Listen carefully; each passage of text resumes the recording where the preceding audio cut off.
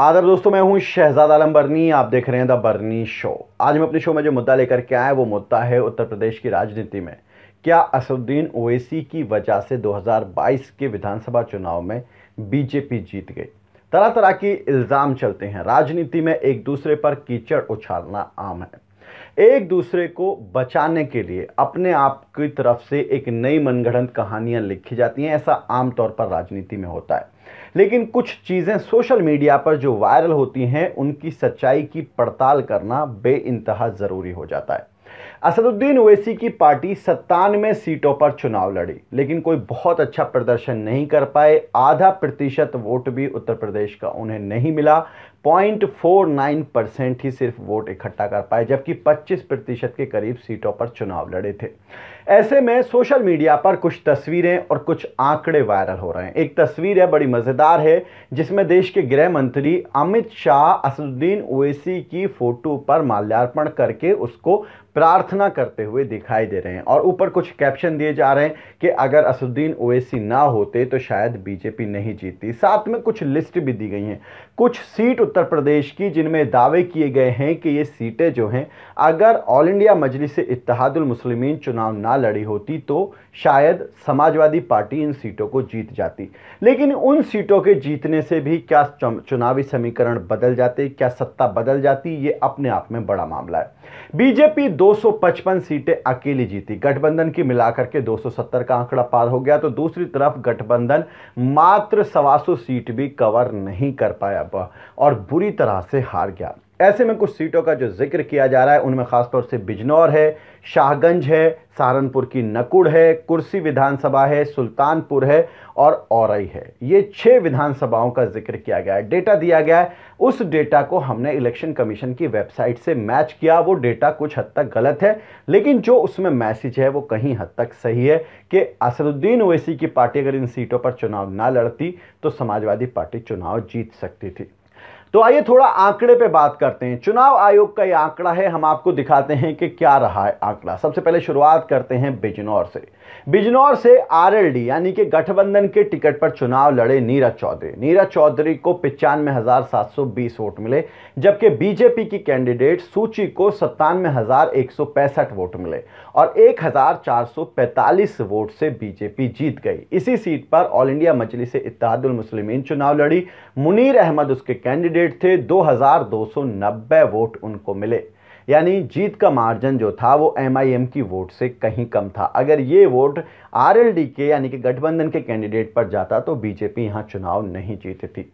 दूसरी seat Shahganj, Samajwadi party के ticket पर चुनाव लड़े थे शैलेंद्र यादव ललई। 86,514 वोट मिले उनको। और निषाद पार्टी यानी कि जो एनडीए के गठबंधन की पार्टी थी उससे चुनाव लड़े रमेश, उनको 87,233 वोट मिले। 719 वोट से निषाद पार्टी चुनाव जीत गई और समाजवादी हार गई। लेकिन इसी सीट पर एमआईएम के नायाब अहमद खान को 8,128 वोट मिले, जो एक बड़ा आंकड़ा है। सिर्फ चुनाव का जो अंतर था वो 719 था और एमआईएम को वोट मिले वहां पर 8,128। आगे बढ़ते हैं। नकुड़ सीट काफी विवादों में रही थी। इमरान मसूद की ये सीट मानी जाती है। बीजेपी से समाजवादी पार्टी में आए धर्म सिंह सैनी समाजवादी पार्टी से चुनाव लड़े थे।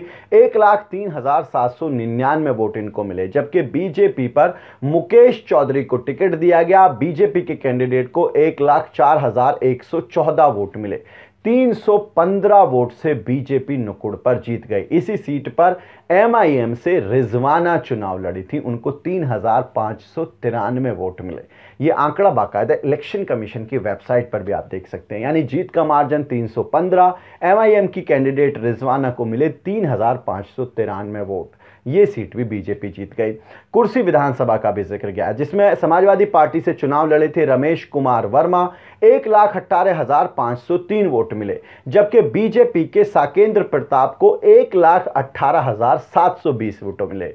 और वोट का जो मार्जिन रहा, जीत का मार्जिन, बीजेपी 217 वोटों से चुनाव जीती।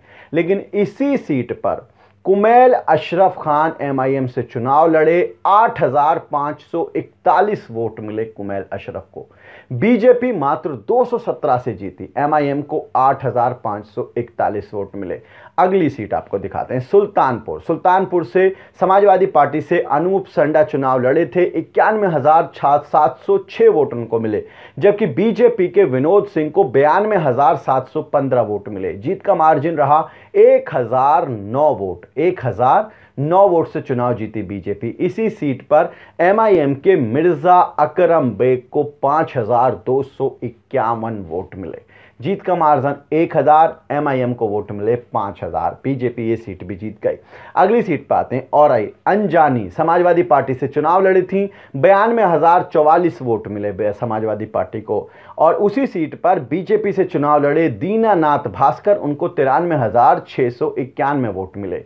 जीत का मार्जिन रहा 1,647। इसी सीट पर टेड़ई नाम का एक कैंडिडेट थे, एमआईएम से चुनाव लड़े थे, उनको 2,190 वोट मिले, यानी कि जीत का मार्जिन 1600, एमआईएम के पास 2,000 वोट।